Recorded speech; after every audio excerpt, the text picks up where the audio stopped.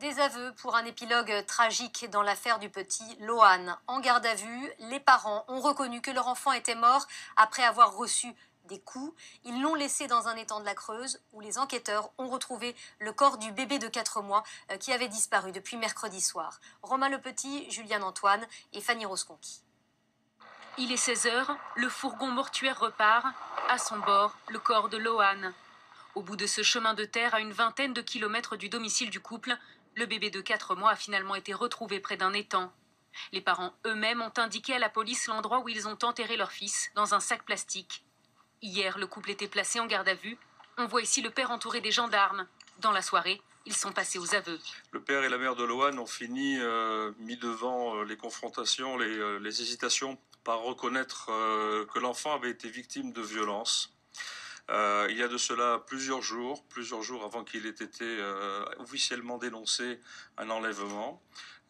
Suite à ces violences, l'enfant est décédé. Mercredi soir, Cédric, 30 ans, et Christelle, 24 ans, signalaient à la police que leur bébé avait été enlevé dans son couffin, près de leur voiture, alors qu'ils jouaient à la pétanque dans cette aire de loisirs. Hier, la mère de la jeune femme, que nous avions pu rencontrer, doutait déjà de la version du couple et évoquait la violence du jeune homme, notamment sur sa compagne.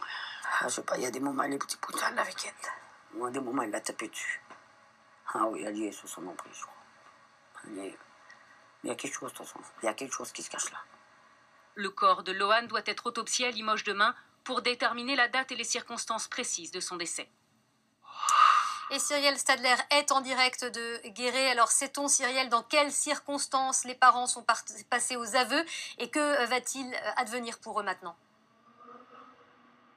Eh bien Nathalie, les parents ont craqué quelques heures après le début de leur garde à vue en début de nuit et c'est le père qui a endossé l'entière responsabilité dans la mort de son enfant. Il a déclaré aux enquêteurs avoir frappé le petit Lohan. Ce sont ses propres termes car l'enfant pleurait trop. Des coups donnés donc quelques jours avant que les parents ne simulent son enlèvement. Des coups, je vous le rappelle, sur un enfant de 4 mois, un bébé de 4 mois qui avait été opéré d'une malformation cardiaque. La mère, elle, s'exprime peu, mais le procureur soupçonne qu'elle aurait pu jouer un rôle beaucoup plus important que ce qu'elle déclare.